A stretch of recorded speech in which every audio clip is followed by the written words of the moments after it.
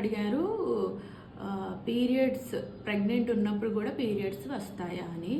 So నార్మల్గా అయితే 30 days సైకిల్లో ఒకవేళ మీరు ప్రెగ్నెంట్ అయినప్పుడు కూడా ఏమవుతుందంటే కొన్నిసార్లు బేబీ బెడ్ ఫార్మేషన్ అయ్యేటప్పుడు బ్లీడింగ్ అనేది కొన్నిసార్లు ఏమైనా ప్రాబ్లమ్స్ ఉంటే బ్లీడింగ్ అవుతూ ఉంటుంది.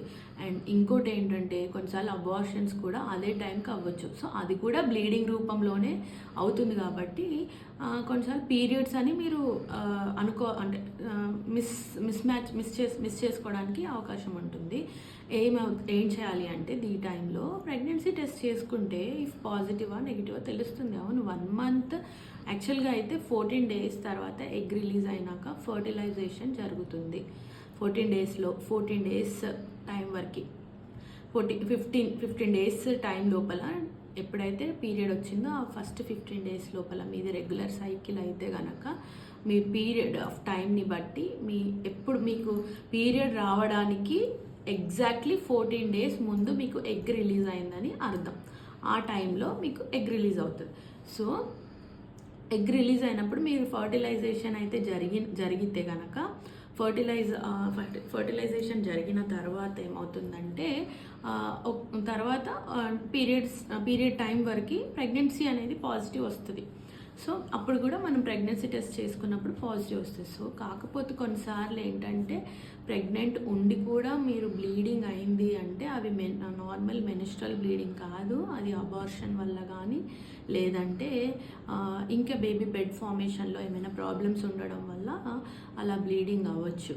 మీకు యూపీటీ తోటి మాత్రమే దీన్ని మనము డిసైడ్ చేయగలుగుతాము. ఒకవేళ మీకు ప్రెగ్నెన్సీ టెస్ట్ నెగిటివ్ వచ్చినా కూడా కొన్నిసార్లు వెయిట్ చేస్తే బెటర్. అండ్ సిమ్టమ్స్లో మీకు తెలిసిపోతుంది. సో 1-2 weeksలో మీకు తెలుస్తుంది. అండ్ ఈ టెస్ట్ కూడా ఎప్పుడు యూపీటీ టెస్ట్ ఎప్పుడు చేసుకున్నా కూడా అంటే యూరిన్ ప్రెగ్నెన్సీ టెస్ట్ అనేది నవడేస్ అందరూ ఇంట్లో కామన్గా చేసుకుంటున్నారు కాబట్టి ఆ టెస్ట్ ఎప్పుడైనా కూడా ఎర్లీ మార్నింగ్ యూరిన్ శాంపుల్తో చేస్తే రిజల్ట్ అనేది అక్యురేట్గా ఉంటాయి. సో ఎప్పుడు నార్మల్గా డే అంతా గడిచినాక మీకు నచ్చిన టైంలో అది చేసినప్పుడు ఏంటంటే యూరిన్ డైల్యూట్ అయిపోతుంది.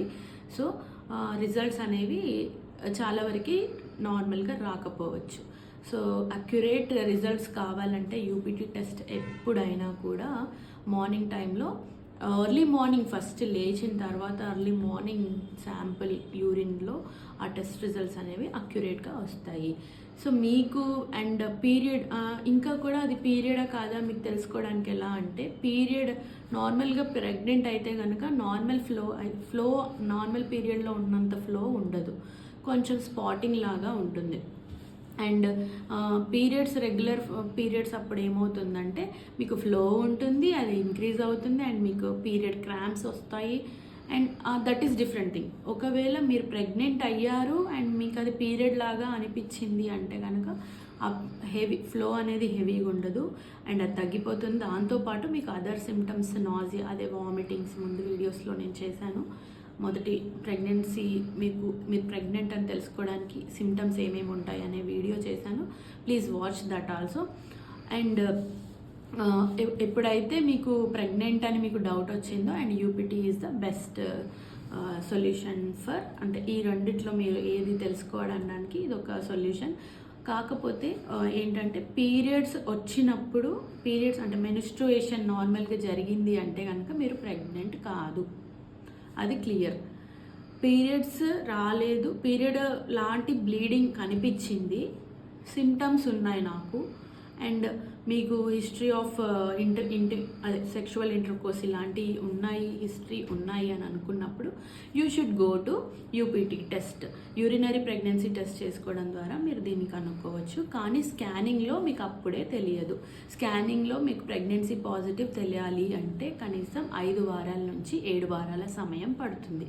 5 వారాల నుంచి 7 వారాల సమయంలో మాత్రమే బేబీ యొక్క జెస్టేషనల్ శాక్ అంటాము, శాక్ అనేది కనిపిస్తుంది అన్నమాట. సో ఈ కమెంట్ చేసిన వాళ్ళకి ఈ ఇన్ఫర్మేషన్ యూజ్ అవుతుంది అనుకుంటున్నాను. And thank you for watching. And మీకు ఇలా ఫ్రీగా సొల్యూషన్స్ దొరుకుతున్నాయి కదండి, please subscribe and share to మీ నియర్ బై మీ రిలేటివ్స్కి కూడా షేర్ చేయండి. And please like. Thank you for watching.